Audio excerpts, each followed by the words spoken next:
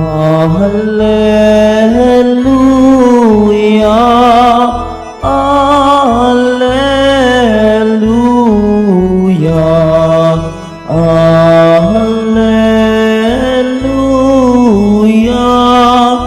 Alleluia.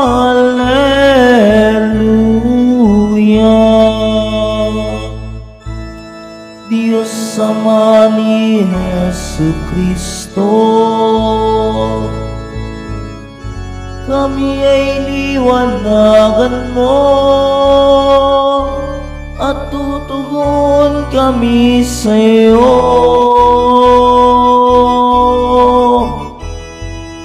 Alleluia, Alleluia, Alleluia, Alleluia.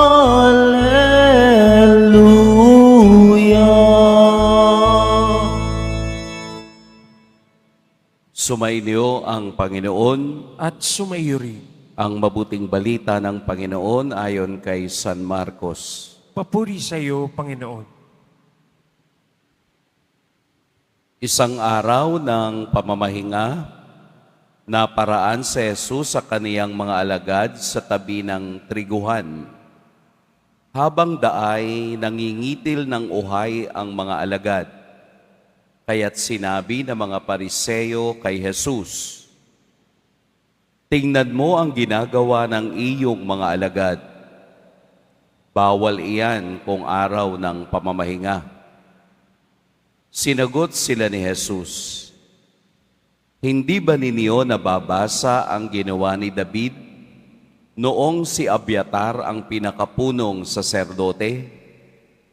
Nang siya at ang kaniyang mga kasamay magutom at walang makain, pumasok siya sa bahay ng Diyos at kumain ng tinapay na handog sa Diyos. Ayon sa kautusan, ang mga saserdote lamang ang may karapatang kumain iyon. Ngunit kinain iyon ni David at binigyan pa ang kaniyang mga kasama." Sinabi pa ni Jesus, "Itinakda ang araw ng pamamahinga para sa kabutihan ng tao. Hindi nilikha ang tao para sa araw ng pamamahinga. Kaya't maging ang araw ng pamamahinga ay nasa ilalim ng kapangyarihan ng Anak ng Tao." Mga kapatid, ang mabuting balita ng Panginoon. Pinupuri ka namin, Panginoong Jesucristo. Magsiupo muna ang lahat. Magandang umaga po sa lahat. Atin pong pag-usapan at pagnilayan ang mabuting balita sa araw na ito. Kung inyong mapapansin, ang mga Pariseo ay palaging mayroong dahilan. Kumbaga, may pinanggagalingan ang kanilang palaging diskusyon sa mga galaw ni Jesus. Katulad sa Ebanghelyo, araw ng pamamahinga. Ipinagbabawal magtrabaho sa kautusan ang mga sinumang Hudyo na makitang nagtatrabaho ay papatawan ng kaukulang parusa ayon sa batas ng kasulatan. Kaya bawat galaw ni Jesus o bawat galaw ng kaniyang mga alagad, dahil siya ang master o sinusundan ng mga alagad na ito, he is accountable sa kanila. Kaya directly, palagi nilang tinatanong si Jesus tungkol sa mga bagay-bagay na kanilang ginagawa. Ano ba ang pinaka-problema? Ang pinaka-problema ay tingnan mo ang ginagawa ng iyong mga alagad. Bawal iyan. So kung titingnan natin, ang Pariseo ay nandoon sa side ng legalistic, na kung titingnan mo sa kabuuan, tama naman sila. Kasi ipinagbabawal nga ito sa batas ng kasulatan. Pero ano ba ang mga batas?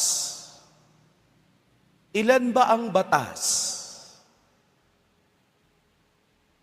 Mayroon pong 631 na mga batas. Mahirap i-memorize yun. Pero ang mga Pariseo at Eskriba, halos alam nila yun lahat. Kaya bawat galaw ni Jesus at ng kaniyang mga alagad, may kaakibat agad na batas. Bakit? Dahil ang batas na iyon na 631 ay nahahati sa dalawa. Major categories. Yung 248 ay tungkol sa thou shall. Yung mga bagay na dapat gawin ng isang Hudyo. 248 lahat iyon. At 365 naman ay nakafocus sa mga bagay na hindi dapat gawin. Thou shall not. Thou shall and thou shall not. Bakit 248? 248 corresponding sa 248 parts of our body, ng ating katawan, na sinasabing ang ating buong pagkatao ay dapat sumunod sa batas. Ang 365 naman ay corresponding sa bawat isang araw ng buong taon na merong ipinagbabawal na isang batas kada araw. Sa puntong ito, ano ang ipinagbabawal sa Ebanghelyo? Araw ng pamamahinga o the Sabbath. Na kung tutuusin, ang mga Pariseyo'y tumpak naman sa kanilang iminumungkahi na bawal ito. Pero ang sagot ni Kristo ay mas mataas doon sa batas na pinaiiral. Kinakailangan ang batas ay nagpapakita ng mercy o habag. Kapag naging legalistic ka at nawala ang habag doon sa batas, nawawala ng saysay ang anumang batas na sinusunod ng tao.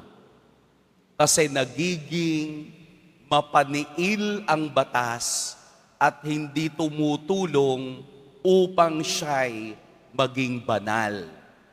Na dapat ang mga batas na ito'y nagtuturo sa pagkadiyos. Dapat ang mga batas na ito'y nagtuturo ng kabanalan. Dapat ang mga batas na ito'y nagtuturo na maramdaman ang habag ng Diyos at hindi mapaniil sa lahat ng bagay. Kapag ang batas sa worship o ang batas sa pagpupuri sa Diyos ay naging legalistic, ito'y nawawala na ng saysay. Bigyan ko kayo ng halimbawa.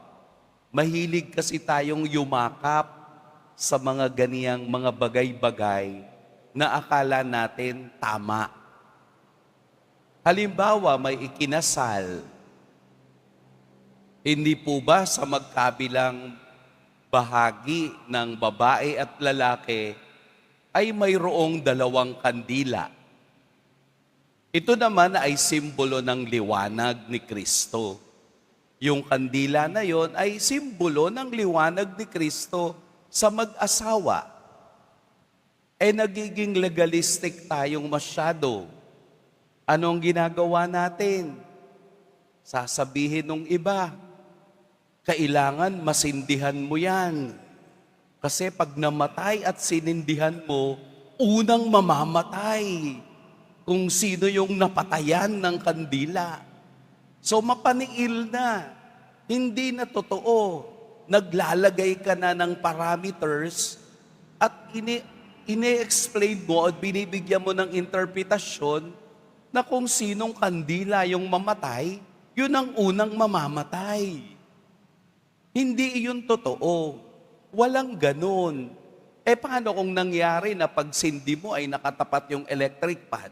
Kahit anong gawin mong sindi dyan, hindi iyan magsisindi. Ito ang nangyayari sa mga Pariseo. They become slaves of the law.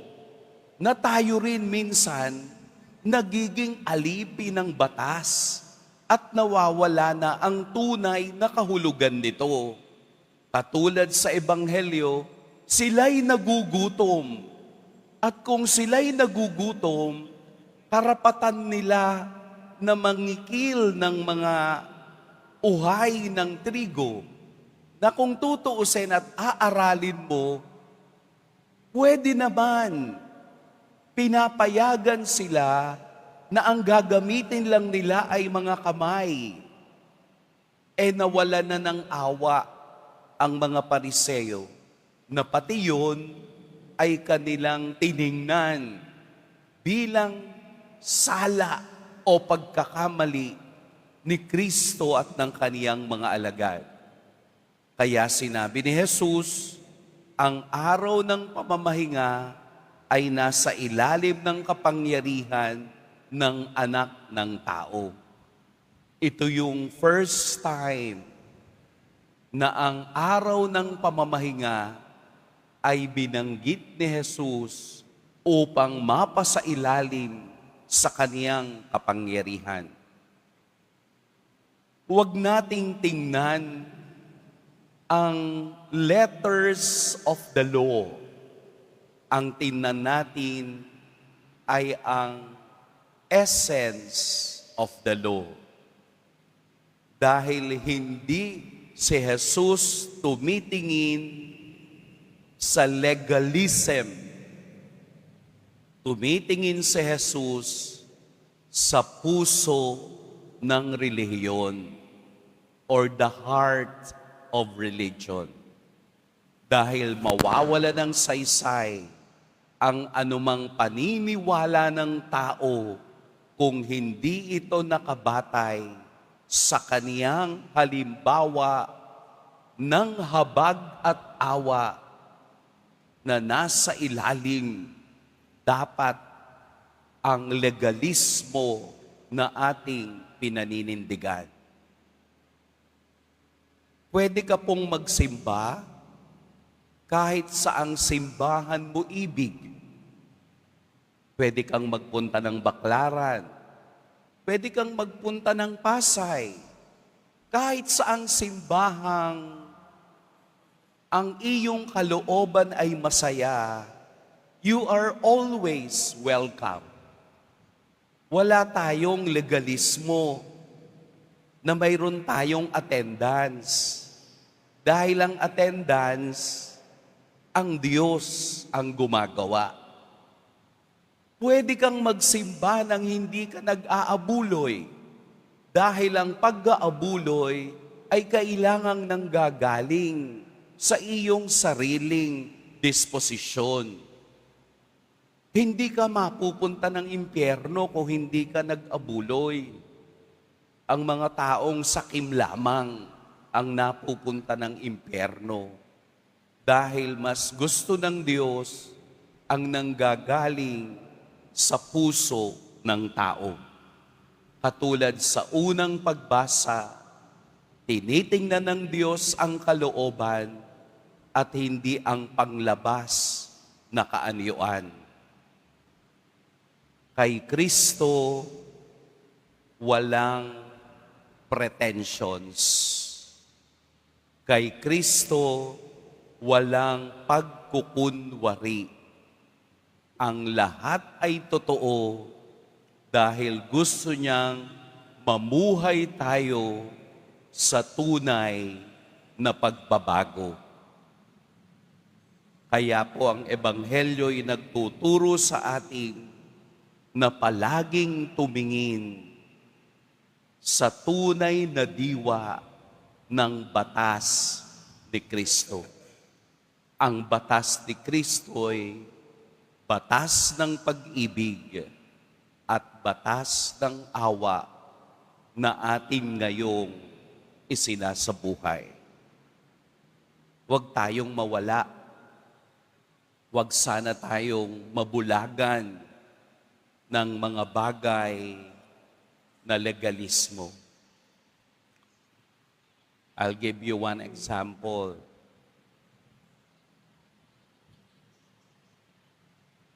Nagmimisa ako noon at may nag-comment sa Facebook. Bakit po yung pare hindi na nagbe-bless pagkatapos ng misa? Ganyan na po ba sila katamad? Legalismo yon. Para bang yung pagbe-bless ay kailangang pari ang gagawa? Yun po namang holy water, kami naman ang nagbasbas. So kung sino man ang humawak doon, hindi na mababago yun. Kahit na lay minister yung nagbabasbas. Ang Diyos ang nagbabasbas. Hindi siguro niya nauunawaan na pagkatapos namin ng misa, meron pang susunod na isa. So kung kami magbabasbas pa hanggang dulo, makakain namin ng oras at mawawalan kami ng respeto sa susunod sa amin. Parang pagtanggap ng banal na komunyon. Ayaw mong tumanggap sa lay minister. Gusto mo sa pari. Hindi na po mababago yung banal na tinapay. Hindi na babago ng lay minister yon. It is the same Jesus you receive from the priest o sa lay minister. Kaya nga minister, gawain. Ito yung gawain nila. At hindi na babago yun. Kapag binasbasan na ng Diyos, hindi na mababago ni numan, ni ng pari, o ng sinuman na legalismo ang tinitingnan. Tingnan natin yung kawagasan ng ating puso. Tingnan natin kung saan nakatuon ang ating pagtitiwala at paniniwala sa Diyos. Baka humihigpit ako sa sarili ko at nakakalimutan ko ng maging mapagmahal at maging mahabagin naman sa iba. Ibalik natin kung ito man ay nawawala. Dahil ang Diyos ay Diyos ng pag-ibig at Diyos ng walang hanggang awa. Amen. Mag-iingat po kayo ngayong araw. Pagpalain tayo ng poong may kapal.